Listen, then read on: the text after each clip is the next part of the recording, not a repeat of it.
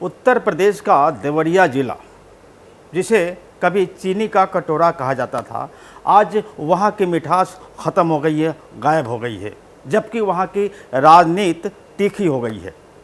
कभी देश में सबसे ज़्यादा शुगर मिलें देवरिया ज़िले में हुआ करती थी, लेकिन पूर्ववर्ती और वर्तमान सरकारों की उदासीनता के चलते अधिकांश शुगर मिलें गायब हो गई हैं, बंद हो चुकी हैं।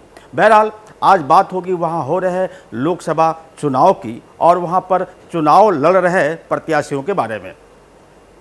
वहाँ पर बीजेपी ने शैक्षणिक बैकग्राउंड वाले शशांक मणि त्रिपाठी को अपना उम्मीदवार बनाया है, जबकि कांग्रेस ने अपने राष्ट्रीय प्रवक्ता अखिलेश प्रताप सिंह को अपना प्रत्याशी घोषित किया है। अखिलेश प्रताप सिंह ने मुकाबले को रोचक बना दिया। आज हम अपने वीडियो के जरिए यही बताने की कोशिश करेंगे कि ऐसे कौन कौन से फैक्टर्स हैं जो अखिलेश प्रताप सिंह को चुनाव जिता सकते हैं। बस आप बने रहिए हमारे वीडियो के साथ। नमस्कार, मैं हूं शंकर विश्वकर्मा और आप देख रहे हैं सहारा समय का digital platform. Deoria Lok Sabha seat की बात करने से पहले आइए जान लेते हैं कि यहाँ का जातीय समीकरण क्या है। यहाँ पर ब्राह्मण वोटर 18%, क्षत्रिय 11%, अनुसूचित जाति 14%, यादव 10%, वैश्य 8%, कुर्मी 5%, भूमिहार 5%, कायस्थ 4%, राजभर 4%, निषाद 3%, जबकि मुस्लिम वोटर लगभग 14% के आसपास है। इसके अलावा अन्य जातियों की वोटें भी 4% के आसपास है। हालांकि यह कोई आंकड़े सरकारी नहीं है, एक अनुमान के मुताबिक ऐसे आंकड़े पेश कर दिए जाते हैं जिसमें बदलाव भी हो सकते हैं। आंकड़ों के बाद आइए जरा दोनों प्रत्याशियों के बैकग्राउंड के बारे में जान लेते हैं। शशांक मणि त्रिपाठी के दादा एमएलसी थे तो उनके चाचा विधायक रह चुके हैं। उनके पिता लेफ्टिनेंट जनरल प्रकाश मणि त्रिपाठी उप थल सेना अध्यक्ष पद से रिटायर होकर राजनीति में आए थे और 2 बार सांसद चुने गए थे। इस परिवार की छवि साफ सुथरी है और लोग इन पर भरोसा करते हैं। दूसरी ओर इंडिया ब्लॉक की ओर से यह सीट कांग्रेस के खाते में गई है। कांग्रेस ने यहां से पार्टी के राष्ट्रीय प्रवक्ता अखिलेश प्रताप सिंह को उतारा है, जो वर्ष 2012 में बांसगांव लोकसभा क्षेत्र के अंतर्गत आने वाली रुद्रपुर विधानसभा क्षेत्र से कांग्रेस के टिकट पर विधायक चुने गए थे। उन दिनों प्रदेश में सपा की सरकार थी। बावजूद इसके अखिलेश प्रताप सिंह ने अपने क्षेत्र में बहुत विकास के कार्य करवाए थे और उनके कार्यों की चर्चा आज भी लोग करते हैं। तीसरे प्रत्याशी हैं संदेश यादव। संदेश बीएसपी के उम्मीदवार हैं। देवरिया लोकसभा सीट के तहत 5 विधानसभा सीटें आती हैं।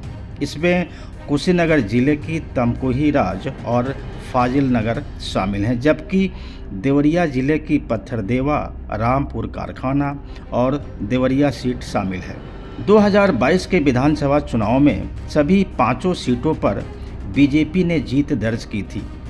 तमकुही राज से असीम कुमार, फाजिल नगर से सुरेंद्र कुशवाहा, देवरिया से सलम मणि त्रिपाठी, पत्थरदेवा से सूर्य प्रताप शाही, जबकि रामपुर कारखाना से सुरेंद्र चौधरी विधायक हैं। संदेश यादव इस मुकाबले को त्रिकोणीय बनाने की पुरजोर कोशिश कर रहे हैं। संदेश यादव को दलितों के अलावा जो अल्पसंख्यक वोटर हैं उनसे काफ़ी उम्मीदें हैं। वैसे देवरिया और कुशीनगर जिले की 5 विधानसभा क्षेत्रों में फैली देवरिया लोकसभा सीट वर्ष 2019 में भाजपा के पास थी और तब सांसद थे डॉक्टर रमापति राम त्रिपाठी। उन्होंने लगभग 2.5 लाख मतों के अंतर से विजय प्राप्त की थी।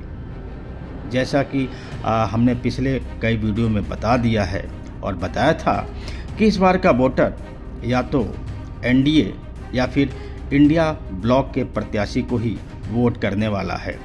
लिहाजा बीएसपी उम्मीदवार संदेश यादव लाख कोशिश करें लेकिन उन्हें कुछ खास हासिल होने वाला नहीं है। अब बात करते हैं कि वो कौन कौन से फैक्टर हैं जो अखिलेश प्रताप सिंह को जिताने में अहम भूमिका निभा सकते हैं। राजपूत बिरादरी होने के नाते उनके पक्ष में 11% उनकी बिरादरी की वोटें जा सकती हैं। यादव की 10 और मुस्लिम की 14% वोटें भी उन्हें मिल सकती हैं। कुर्मी, वैश्य, भूमिहार, कायस्थ, राजभर और निषाद बिरादरी की वोटें इन्हें शायद बहुत कम मिलेंगी। अब बचती हैं अनुसूचित जाति की 14% वोटें। इनमें बिखराव हो सकता है। विपक्ष ने, खास करके कांग्रेस ने, बाबा साहब अंबेडकर के संविधान को लेकर के जो भाजपा पर हमला बोला है और जो ये आरोप लगाया है कि भाजपा की सरकार आएगी तो संविधान बदल देगी, उसे सुनकर संभव है कि दलित वोटर अखिलेश सिंह के पक्ष में जाता हुआ दिखाई दे जाए। यही दलित वोटर अखिलेश सिंह की नैया पार लगा सकता है।